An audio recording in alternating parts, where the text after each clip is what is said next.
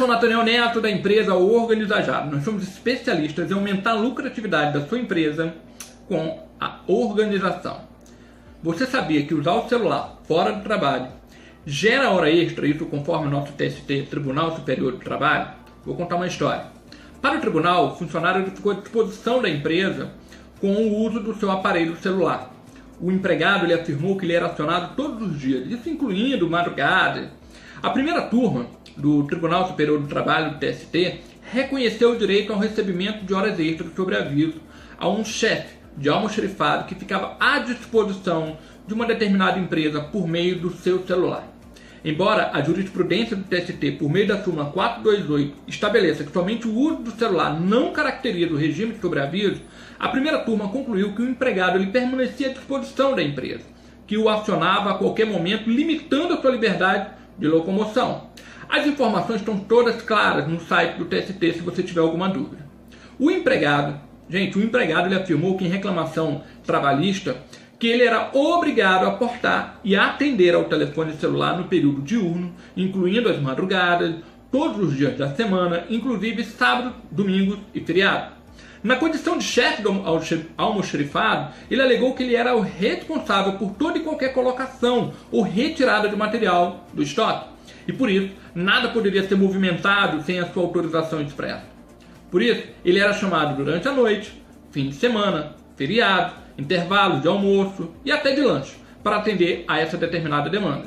Ele estimava uma média de 5 horas extras diárias de sobreaviso, incluindo os fins de semana.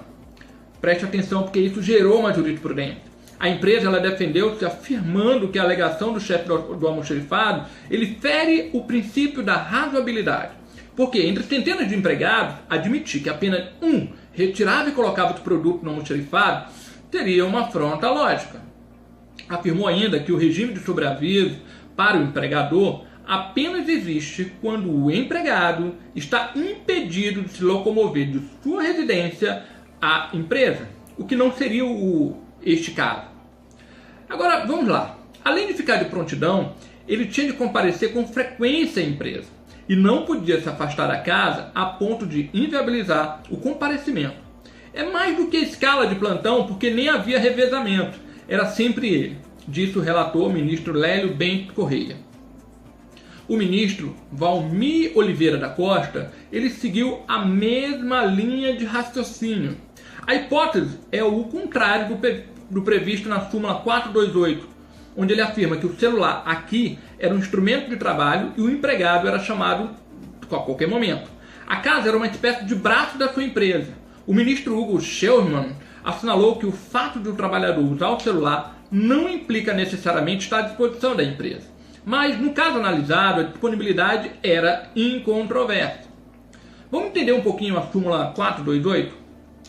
Com a sanção da Lei 12.551/2011, que alterou o artigo 6º da CLT e extinguiu a distinção entre trabalho presencial e o realizado no estabelecimento do empregador, e o trabalho à distância, executado no domicílio do empregado, o TST deverá rever sua jurisprudência relativa ao tema do sobreaviso.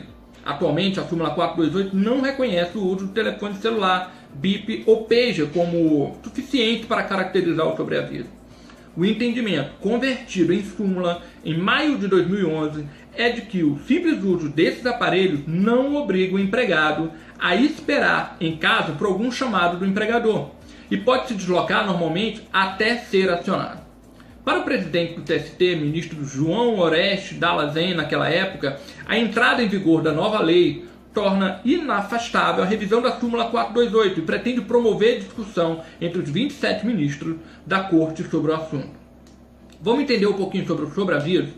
O regime de sobreaviso ele está previsto no artigo 244, parágrafo 2º da CLT, para os trabalhadores ferroviários, mas foi estendido pela jurisprudência e pela doutrina de demais categorias. Ele se caracteriza quando há cerceamento da liberdade do trabalhador de utilizar seu tempo de folga por determinação do empregador. Essas horas são remuneradas com o valor de até 1/3 da hora normal e no caso de o trabalhador ser efetivamente acionado, a remuneração é de hora extra. Com a introdução de novas tecnologias, o empregado não é mais obrigado a permanecer em casa à espera de um chamado por telefone fixo. O contato passou a ser feito também por bips, pagers, celulares, tablets. Em 1995, o TST aprovou a orientação jurisprudencial número 49 da Subseção Especializada em Dissídios Individuais, a SDI-1, afirmando que apenas o uso do BIP não seria suficiente para caracterizar o regime de sobreaviso, porque o empregado não permanece em sua residência aguardando a qualquer momento a convocação para o seu serviço. Em maio do ano passado, a OJ49 foi convertida na súmula 428, que trata do uso de aparelhos de intercomunicação e inclui o celular. Essa é a dica de hoje da Organiza Já, onde você deve ter cuidado na sua empresa de como que ela está funcionando. Isso vai gerar uma jurisprudência futura de como qualquer funcionário pode entrar na justiça alegando que ele usava o telefone corporativo ou o telefone pessoal na sua residência, como se ele estivesse trabalhando de casa e ele queira exigir de você hora extra ou hora de sobreaviso.